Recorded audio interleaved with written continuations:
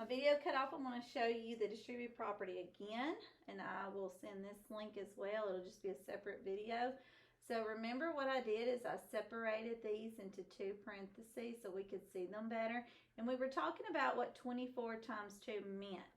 And we said that when you're multiplying, that's the same thing as repeated addition. So 24 times 2 means I want this 24 to be down twice. I want 2 of them. So if I can't remember, I haven't been taught how to multiply these 2-digit numbers, I'm going to come over here and do some scratch work.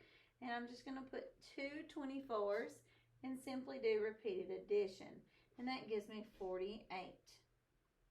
So this parentheses is 48 plus, we're going to add 8 times 2, which we do know is 16. And then simply add these two together. 48 plus 16.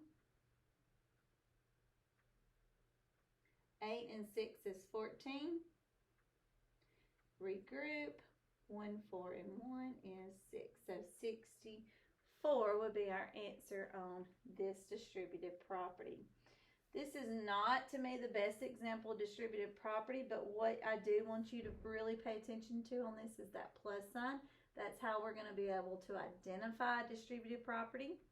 Associative property will not have a plus sign anywhere, but distributive property will, because you are distributing a number. So you have to combine them together once you get that number distributed. That's what it means, to break numbers apart. All right, commutative property, changing the order. Associative, changing the groups. And distributive, we're breaking up big numbers into smaller numbers. Did y'all figure out what was being distributed here? The 2. The 2. You see how we gave both 2? So originally this problem would have looked like this. 2 times 24 plus 8.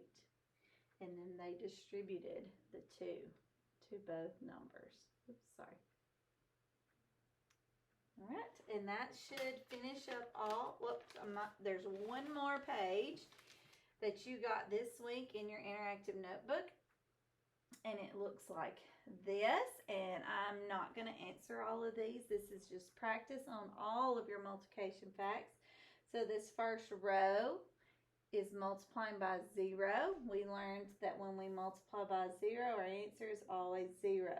So all you're going to do in this first row is fill it in with 0. Anytime you multiply by 0, you get 0. Your second row, you're multiplying by 1.